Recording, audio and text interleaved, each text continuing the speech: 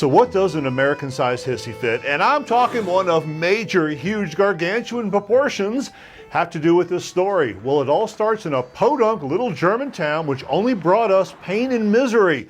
We're in a huff. I stormed into the station, bought 2 tickets to the next place anywhere, and that anywhere just happened to be Strasbourg, France.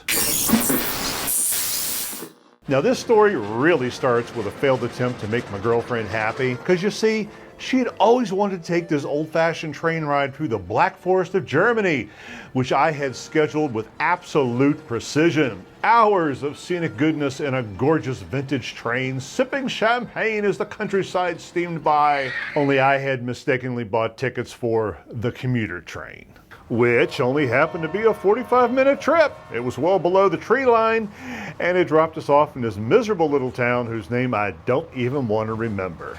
We couldn't get out of there. We tried to rent a car, which we could have, maybe for €1,000 plus insurance, and we would have had to wait till the next day to actually pick the car up. No, we were stuck there on this sad little Sunday afternoon. So like I said, I went into the train station and I talked to the train guy there, and I said, "Train guy, what is there to do in this fine town of yours?" And it turned out the answer was nothing. There was absolutely nothing to do in all. So I went outside to report this to Nikki, where at the same time I managed to spill a drink on my pants, rip the crotch out of them, yes, seriously, and in a huff, I stormed back into the station, bought those 2 tickets to go across the Rhine River and to get the hell out of Germany. Now, what did we find when we finally got off that train? Well, you have to envision this blend of France, Germany, the Rhine, and Alps. Everything you've ever seen in a winter wonderland, only in the summer. There was just this incredible beauty everywhere, and the people, beyond friendly, beyond welcoming, and don't even get me started on the food.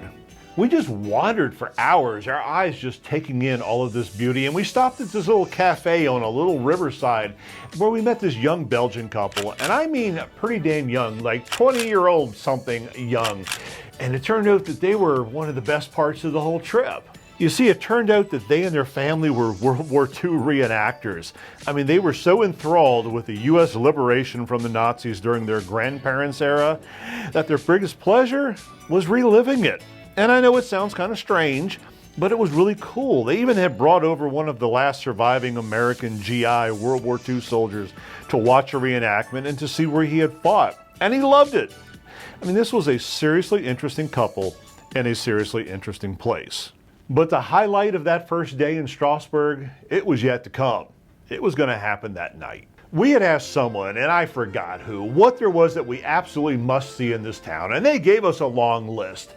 And oh, by the way, there is this covered bridge on the far side of town that kind of goes across the river, where the river splits into 4 different channels, and it's probably the most beautiful thing you'll ever see. You're going to stand there for hours with your camera just going click, click, click, and you're not going to want to leave. But I digress. We followed everything this person told us. We just clicked off item after item after item. But the last thing that she told us we had to do was be at the cathedral at dark. Now, she told us this because they had a light show. Now, saying they had a light show was like saying the Louvre has paintings. What we experienced was, it was almost beyond words. There is no way I can completely show you in this video. Yes, the light show against the side of the cathedral, it was amazing. The sound system, the music selections, perfect.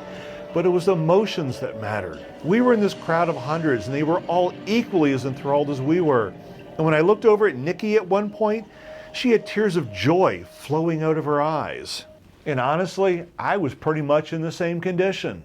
Now, we had stayed there only for 2 days, and we had a lot more adventures, like getting really lost trying to take a tram out of the city center back to our hotel, where we got lost in this questionable neighborhood where some couple managed to befriend us, help us understand that we were only 2 blocks away from our hotel and the neighborhood was fine. But the bottom line was, we stumbled upon this incredible place. Now, you may have never heard of Strasbourg, France. Maybe you know it in relation to the United Nations.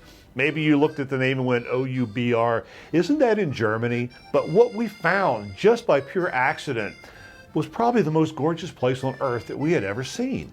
Now, this is obviously a very short video, and we're not going to get into everything that you should see. This is an appetizer. This is meant to whet your appetite. And even when we go back, and yes, we are going back, believe me, I'm still not going to make you a tourist video. I'm not going to give you a checkbox of things you have to see because you can't see Strasbourg. You have to experience Strasbourg. You have to go immerse yourself in it because to do anything else is to do a disservice to it and to yourself. Now, having said all of that, what I can tell you is what not to do. Do not go to, do not rip your pants, do not in a huff buy 2 tickets out of there to go find Strasbourg.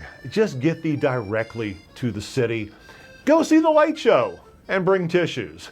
You're gonna need it. And with that, we'll see you soon.